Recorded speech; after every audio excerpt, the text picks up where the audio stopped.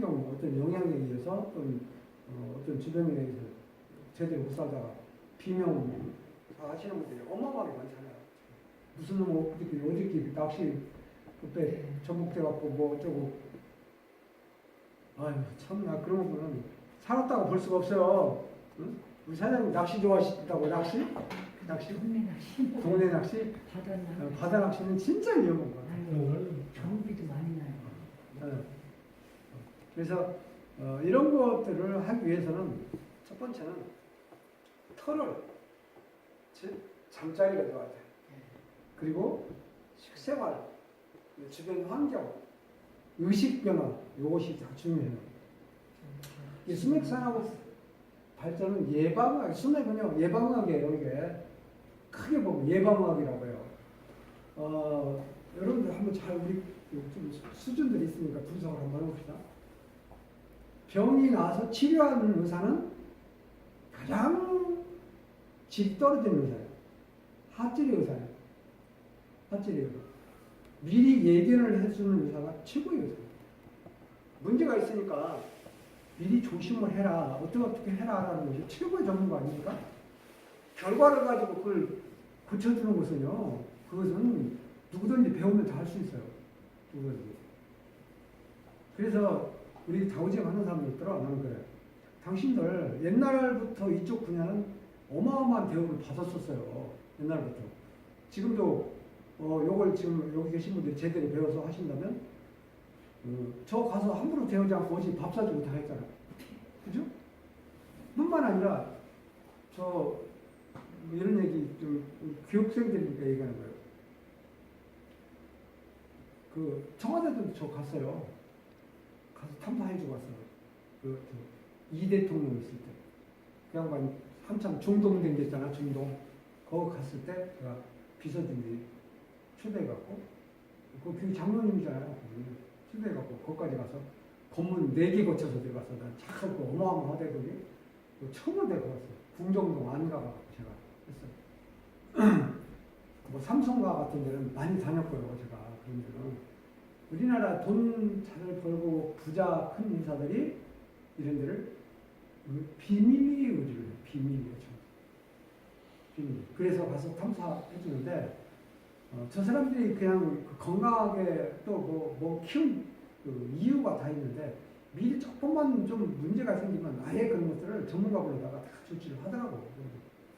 그래서 저는 이제 이 분야를 처음에는 돈 벌려고 했다가 차츰 이렇게 정말 보람 있는 일이다. 라고 내가 만약에 우리 사모님 그 힘들어하는 부분을 저를 통해서 뭔가 개선이 됐다면 얼마나 제가 보람 있는 일이야. 이보다 더 큰 보람 있는 일이었죠. 그래서 이거는 예방학이에요. 이쪽 분야가. 어쨌든 결과를 문제가 돼 있는 것도 조치를 해주지만 또는 그런 일이 생길 것 같으니까 이런 걸 이렇게 해서 이렇게 사십시오. 바꾸십시오. 아니면 어떻게 하십시오. 해서 하는 것이 예방의학이거든요. 그래서 이제 우리는 이제 균형이 깨져버리면 일단 병이 오는 거거든요. 우리 몸의 면역력이 깨지면 암이 걸리는 것도 그렇고 몸의 전체 밸런스가 깨지면 일단 어딘가부터 서서히 안 좋은 일부터 시작되었고 병이 오는 거죠. 근데 병이 오기 시작하면 나이가 먹을수록 그 문제 해결을 한다고 해도 원상회복은 절대 안 되는 게 이 지구상에 사는 동식물들이에요. 절대 원상회복이 되질 않아요. 지구의학 가서 결과 다 해보셨잖아. 근데 그게 원래대로 절대 안 되잖아요. 젊었을 때도 안 되거든요. 그리고 젊었을 때 많이 다쳐보고 문제 있는 사람들 어떻게 돼요? 나이 먹으면 그 자리가 쑤시고 아프고 맨날 거기서 부작용이 자꾸 생기는 거잖아. 자, 그래서 지금 현재 여건이 우리나라의 현재 세계적인 여건도 마찬가지. 특히 우리나라만 봐도 소득 향락 3만 불 시대, 엊그저께 발표하대 3만 불 시대라고 하더라고. 그리고 수명이 100세 시대란 말이에요. 근데 지금 현재 우리 실정은 어떻게 돼 있어요? 환경은 오염돼 있고 자연파괴 편리한 식생활을 하고 있고 식생활도 유전자 변이된 식생활을 합니다. 유전자. 그러니까 옛날에 우리가 토종 음식을 먹고 살면 그래도 한국에는 대한민국의 기후와 지형에 맞게끔 토종 어떤 식물들이 자라는데 그걸 먹고 살아야 되는데 우리가 외국에서 아니면 뭐 바이러스 뭔가 뭐 변형시킨 그런 식생활을 지금 하고 있어요. 또 하나 뭐가 있냐면요. 지금 40대예요? 저요? 예. 초반? 그렇죠. 초반. 우리 지금 선생님은 저보다 좀 연배이시지만 우리 애들이 지금 아이들이 한 40대들 기잖아요. 나도 우리 애들이 30대들이거든요. 근데 그 언제가 지금 문제가 될 걸로 제가 예측을 하냐면 우리가 지금 제 나이가 한 80 정도나 90 정도 되면 한 30년 남았잖아. 20년, 30년.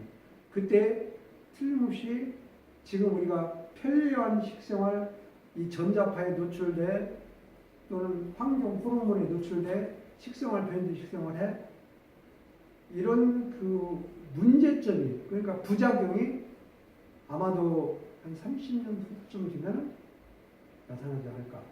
요즘 알다시피 괴질병, 원인 모를 질병들이 무지개 많아요. 무슨 백혈병 같은 거, 뭐 또는 무슨 바이러스 무슨 병이라고 치료약이 없는 게 지금 너무 많이 나와요. 지금. 제가 탐사 다녀봐 하라. 그래가지고 전문 애들이 일을 못 하는 거야. 나가서 생활을 못 하는 거예요. 무슨 여기에 뭐 어디 여기에 뭐 염증이 생겨, 뭐 뇌에 염증이 생겨. 근데 이건 치료약이 개발이 된 게 아직도 없어요. 근데 걔들이 그냥 지금 일도 못하고 직장 못 다니고 사는데 너무 많아요 지금 그런 거.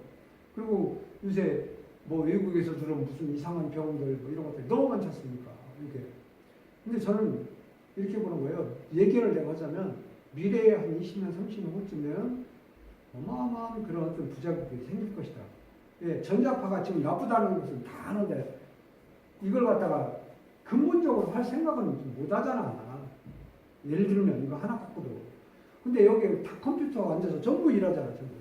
나쁘다는 소리는 지금 간혹 자꾸 나오는데 전부 일하잖아. 그리고 일본에서 최근에 발표한 게 뭐냐면 요즘에 휴대폰도 전자파가 덜 나오더라고. 저는 휴대폰을 오래 쓰는 사람 중에 하나인데 휴대폰을 장시간 쓸 경우 근전두에 이상이 생기면서 뇌에 문제가 생긴다라고 이렇게 밝혔거든요. 이것도 학자들이 그래서 연구 사례가. 그래서 한 20년, 30년 후쯤은 어디에 내가 제 비유를 해보냐면 고엽제 환자 월남전이 끝난 지가 언제 지금 60년대니까. 근데 한 30년 후쯤에서 고엽제 그게 뭐 이렇게 많이 나왔죠. 아마 우리 선생님 70대들이 지금 월남전 참전을 했죠. 70대들. 그죠? 그 세대들이. 그리고 원폭 피해 같은데 지금 뭐 너무 잘 알려졌지만 바로 나타나는 게 아니라 그 간접적인 피해 본 사람들은 수십 년 후에 나타나거든요. 이런 것들이 수십 년 후에 늙을 말쯤 되니까 그런 질병이 아주 그냥 너무 노출돼가지고 좀 그렇거든요. 그렇다면 난 그쪽에다 비유를 하는 게 뭐냐면 전자파나 이런 환경 쪽에 문제되어 있는 거 이런 것들이 아마 그쯤 되면은 틀림없이 많이 될 거라고 저는 감히 제가 예측을 해요. 제가 수맥 이런 부분을 그렇다면 최소한 이런 건 환경 쪽에 우리가 식생활이나 이런 그 문명의 혜택을 거스리고 살 수는 없어요. 받아들이고 사는데 더만큼은 자기가 바꿀 수는 있지 않느냐. 자리만 바꿔서 생활해도 그런 걸 최소화시킬 수 있다. 알고 살면 되는데 이걸 무지하게 지금 열심히 돈 버는 데가 막 쫓아다니고. 저도 사실은 어떻게 보면요. 무병장 수학에서 여러분들한테 이 강의하는 거예요. 제가 뭐 오래 살려고. 그 강의에서 수입이 생기면 그럼 건강 쪽에 먹고 사는데 저 잘 쓰려고 이렇게 하는 거 아닙니까? 누구도 부인할 수가 없어요. 따지고 보면 가만히 올라가 보면 내가 뭐 잘 먹고 잘 먹고 살려고 그리고 명색을 살려고 하는 거예요. 근데 그러면서 우리는 어마어마하게 잘못된 환경에 지금 노출이 되어 있다는 거죠. 이런 데 노출이 되어 있다는 거죠. 그리고 뭡니까? 어쩔 수 없이 수명은 연장이 돼서 옛날처럼 젊을 때 같은 몰라도 나이 먹어도 이제 목숨은 안 끊어져가지고 살아야 된다니까. 그래서 이런 분야가 심각한 거예요. 좀 이쪽에 좀 환경 쪽의 문제를 우리가 좀 깊이 다뤄야 된다. 이것을. 내가 내 가족만큼은 내 집만큼은 내가 그러고 살면 그래도 최소화시킬 수 있지 않느냐라는 거예요. 그래서 이 다우징 산업은 앞으로 어마어마한 비전을 있다는 거죠.